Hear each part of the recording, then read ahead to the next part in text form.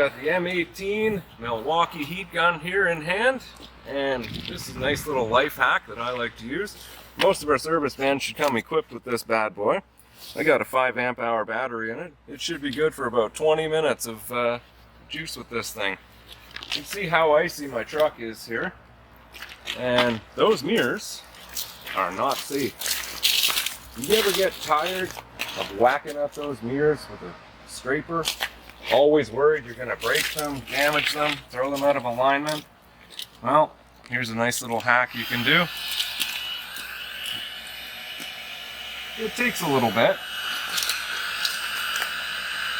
but look at that ice start to melt.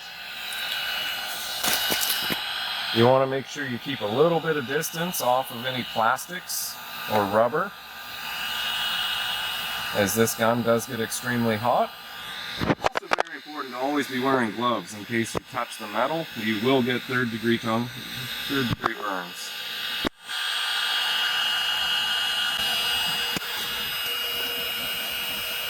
So while I'm doing this, we're going to talk a little bit about some of the other features of this and what you can do with it.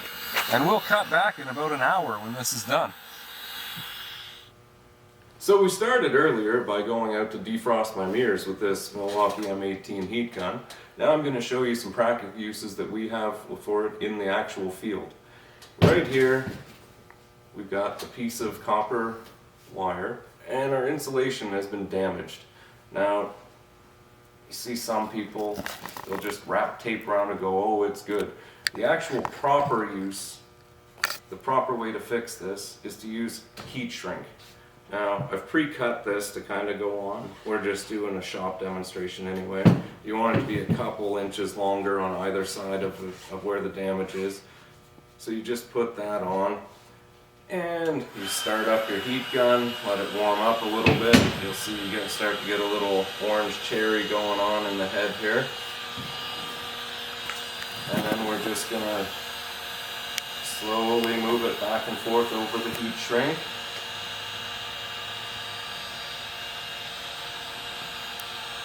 Make sure we get good even heat coverage.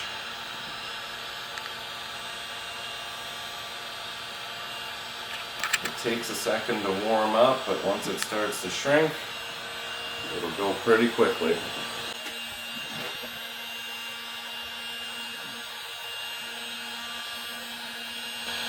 The key is to try and tack one side first, and then just work the heat gun down and get the rest of it covered.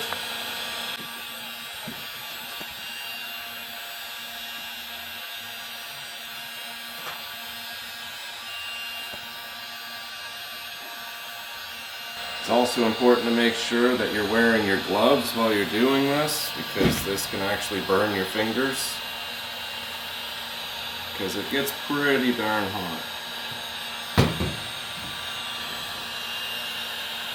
And there will be residual heat on the wire and the heat shrink itself as well. So try not to touch any of the areas that you've been warming up. Even with gloves, it can still be kind of warm on the toasty on the fingers.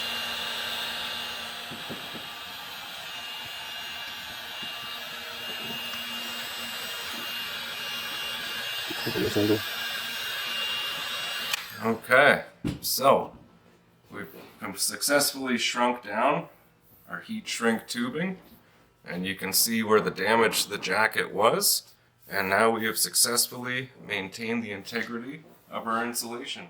Just to talk about a few of the handy features that this particular M18 Milwaukee Heat Gun has, we have a clip for hanging, so you can keep it up and elevated off of the ground, especially if you're out in the dirt or whatever. Like I had to go do a defrosting of a disconnect out in the middle of a field a couple weeks ago, and this tool came in super handy, saved me from having to have a generator. All I needed was a few extra batteries. There is a safety device here. If you just try and pull the trigger, it will not go. You need to press down, and then you can let it go. But unlike some of the ones you can get, like the corded ones that are just like a simple toggle switch and it'll stay on, you have to make sure you're holding the trigger at all times, which is actually a great safety feature because if you drop it, it will cool down relatively quickly. It won't burn anything. Hopefully not anyway. There's also a convenient light, so if you happen to be working in the dark, there's this little LED light that comes on whenever you are holding your trigger. It's got a little delay to turn off, a few seconds. There we go. So, let's get into the field bending. This can take a little while because PVC takes some time to heat up. But if we just keep rotating it slowly, because we don't want to actually burn the pipe at all, maintain a little distance from the actual PVC from the heat gun.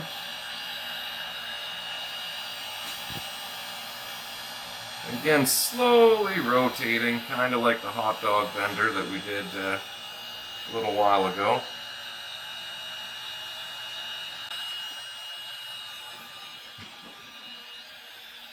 Relax. Okay, we've been at this about 5 minutes now, which you can see the pipe is starting to get a little bit flexible and sagging. You want to have a fairly large radius on your 90 bends, so we're going to try and warm up a big surface area on this PVC.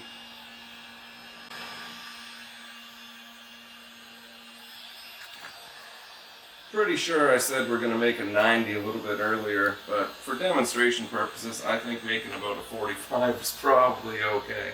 You can see it's a long and tedious way to do this, but in emergency situations or just on a service call where you only have one thing you got to do, like, again, this heat gun will save your butt.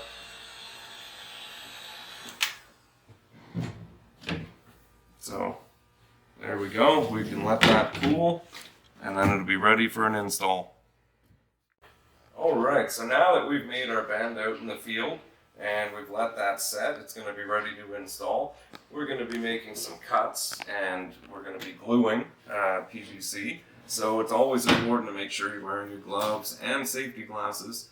And if you're using a lot of glue, you may even want to consider wearing a half-mask respirator, just to filter out some of the smells and any harmful gases and particulates that may be in that glue. So now we'll check back outside and see how we're doing on those mirrors. I told you when we started, you're going to need a whole lot of time and a whole lot of patience for this. But it's better than cracking your mirror in frustration trying to get this built up ice off of here.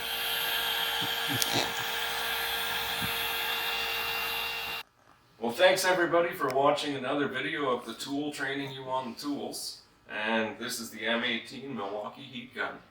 See you on the next one.